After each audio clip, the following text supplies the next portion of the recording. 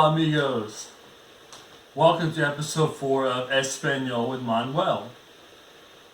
I am Manuel, your host, and today we'll be talking about the restaurant, or el restaurante in Spanish, the restaurant.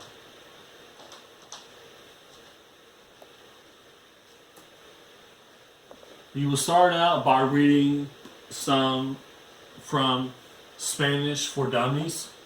This is a very good book. It has lots of dialogues, lots of very good phrases and words. So I do recommend buying this book. We start out here with chapter 8, dining out and going to the market.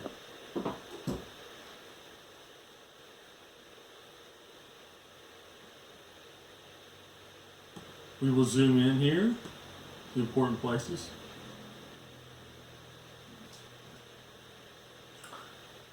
Any culture, food is important. Each country and region has its own uniqueness, its own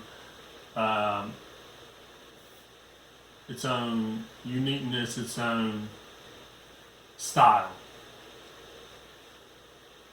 and there's a lot of diversity in these different areas. It's the same is true in sunny Spain and Latin America. So definitely want to learn Spanish as much as you can so you can be better at ordering this nice food that exists in Spanish-speaking countries. It's very important for eating out.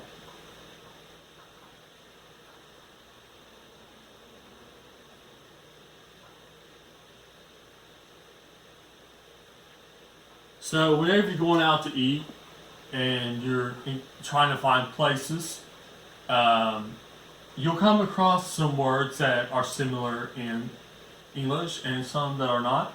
And here are some of those. We will zoom in.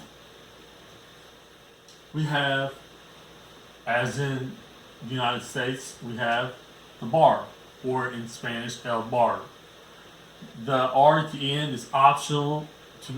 It's optional to trill it or do the rolling R.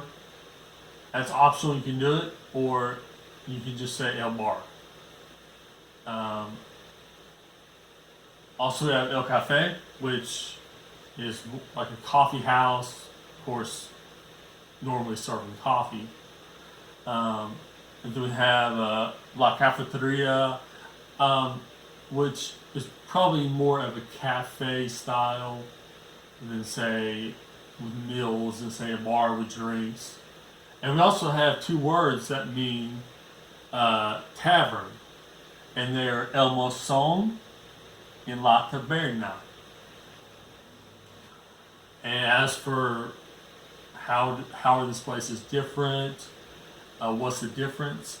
Well, I imagine, and I'm pretty sure, that it's like places around here. Like each place is unique and different, so you want to go and research and ask people about these different places, and they have their uniqueness to them. We have some verbs here, reservar, at the bottom, but we're not going to go over those because right now we are wanting to learn phrases and words that are important so we can start talking and know some basics in the restaurant.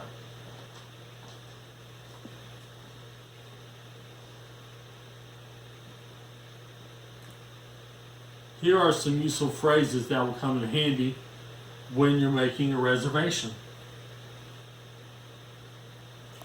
We have two here. Necesitamos una mesa para 6 personas. We need a table for 6 people. So you can put 6 personas, 8 personas, 2 personas, 3 personas. This is a very good phrase to remember. Another phrase is on the bottom. When you go to the restaurant, this phrase is important. Tenga una reservación para 2 personas. So, this means I have a reservation for 2 people. And so, as with the other phrase, you could put tres personas depending on how many people. So, again, we need a reservation. Use this phrase. You can use this phrase. And if you're going to announce that you have a reservation, you can use this phrase. Tengo una reservación para dos personas, modifying it as needed.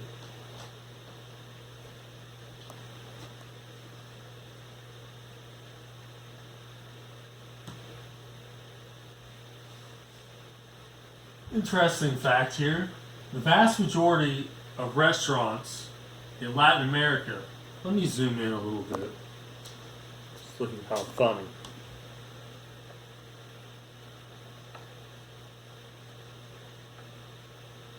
Oh well. It's just that top part looks kind of weird. Okay. Uh, An interesting fact about Latin America is the vast majority of restaurants do not require reservations. Again, we have verb conjugations or verb changes, but again, we're not worrying about that right now because we want to start talking. We want to do talking the talk. And this is a dialogue that explains, or excuse me, this is a dialogue of somebody trying to make a reservation, which could be important in a Spanish-speaking country. I will read it.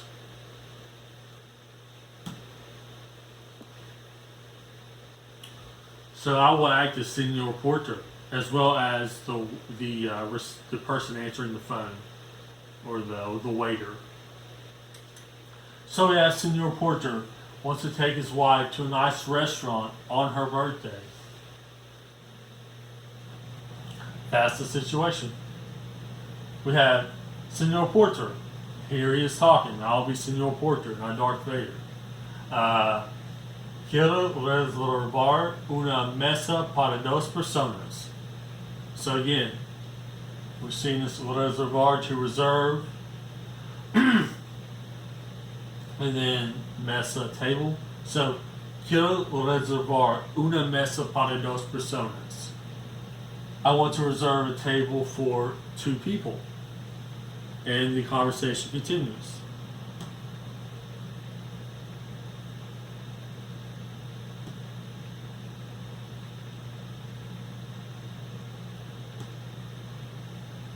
And we have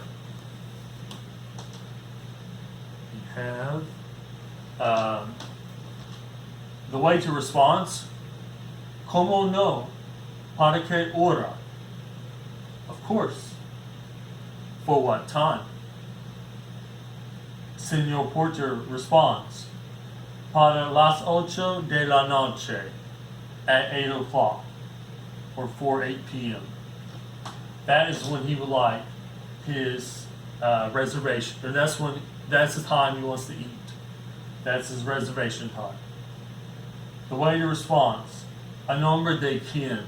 or under what name? A nombre de quien? Senor Porter responds, "El Senor Porter." You know, of course, obviously that's the name that is under or for the reservation. That's the name. And the waiter responds, bien, les esperamos. Which is, well, good. We will be looking forward to serving you or seeing you. And finally, Senor Porter responds, muchas gracias. A phrase that we've learned in the basic conversation. Thank you very much. So we see bien here. It doesn't necessarily mean I'm well. It just means like good at times. And then we also see muchas gracias that we learned before, which is thank you very much. So we have a conversation here.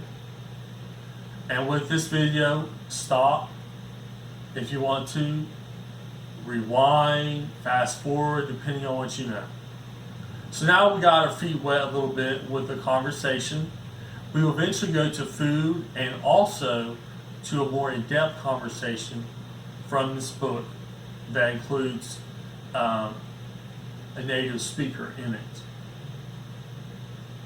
All right.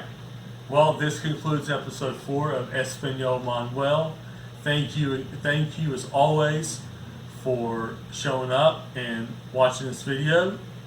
Take care and stay safe. Adios.